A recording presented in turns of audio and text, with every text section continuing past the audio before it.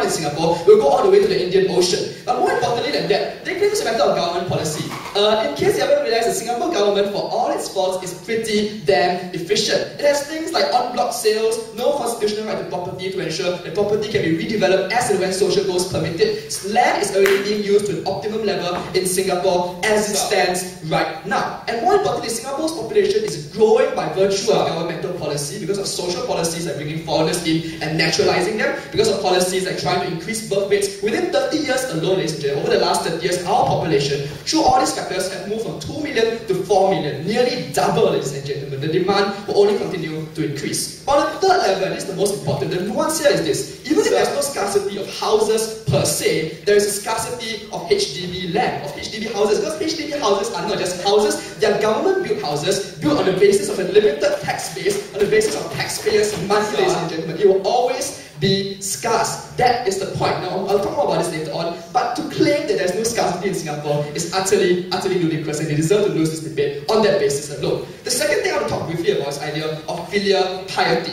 Now, ladies and gentlemen, on the first level, filial piety was never the main issue in this debate. Our contention is that marriage is just a social good that must be prioritized above other forms of life, especially when you use governmental housing. And secondly, we just think that permanency in the social support system and being near to your parents does encourage filial piety anyway. So let's move on to the main issues, right? Firstly, this issue of singles and why we think this policy is not suitable as well. Now, the first thing you have to understand is that just because you allow singles into the market, young, economically mobile singles into the market, you will not disadvantage anybody. That is bollocks, ladies and gentlemen. This is a zero-sum game here. The people who make use of your policies here are people who already have the income potential to buy houses, i.e. high-earning 20-something people who will inflate the housing market, increase demand, thereby increasing price in the first place, by they said being willing to pay the premium. These people have high disposable incomes because they have no kids to take care of, they don't have to send their kids to school. Under these circumstances, the people who will be disadvantaged, who will be sent to the back of the line, are lower middle class married couples whose policy is supposed to help in the first place. So there is a problem of scarcity, they just have to suck it up, no, and deal with it. Secondly, the problem here is that they think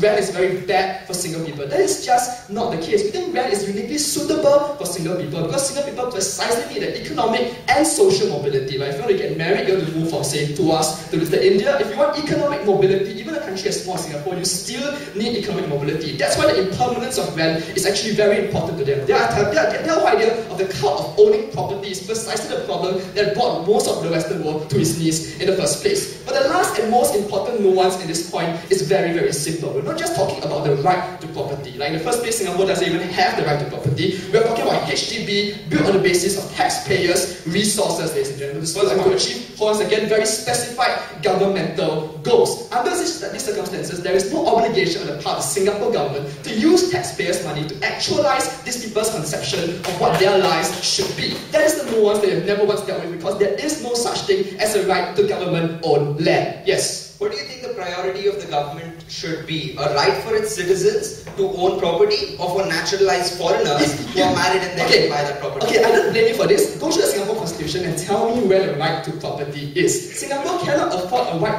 to property precisely because land is so scarce. And more importantly, they have no right to governmental property. That is the key here, ladies and gentlemen. They can buy private land all they want. That is the difference and the nuance they have not failed to appreciate here and now. So this is important, right? There is no obligation or duty on the part of governments towards singles. Let's then move on to the last issue, the people whom we actually do want to prioritize. And this is where my new material will come in pretty strong: married people. Now, the first contention we make is that marriage is a social good that should be encouraged. Now, Jayaj was ambiguous about this. He thinks they should be on the same social level as singles. They are right, the conception of the good life must not be prioritized above singles or what have you. At least he wants to put them on an equal scale. Now, it bears emphasizing here that in a society in the context of Singapore, where there is no strong social support network, where people amongst the working poor lead a nasty, brutish and short lifestyles in the absence of a family, ladies and gentlemen. Under these circumstances, we think it is an eminent social good to encourage the social support systems, the big society, if you will, that comes about through marriage and all its associated benefits. We have also told you that marriage encourages people to not just drop the ball and go at the first sign of trouble. That is very important if you want to build actual family units, which they never seem without any problem whatsoever. That's why the blanket policy is so important. It is imperative that the government makes use of limited state resources in terms of governmental housing, which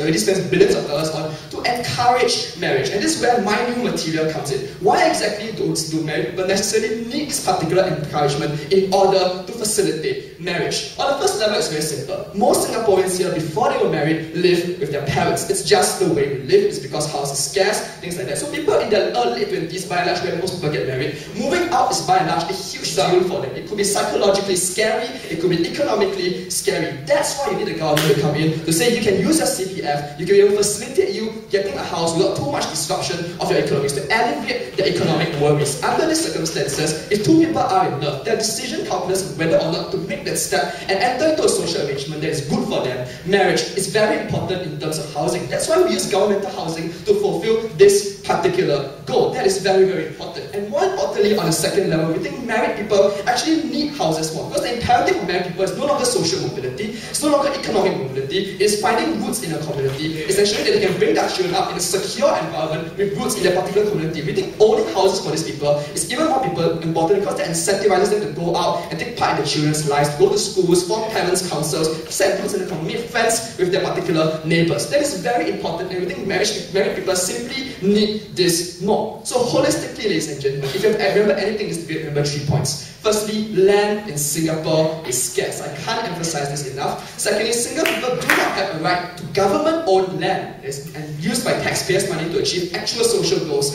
And thirdly, married people certainly need this. On all 3 counts, I'm exceedingly proud to oppose.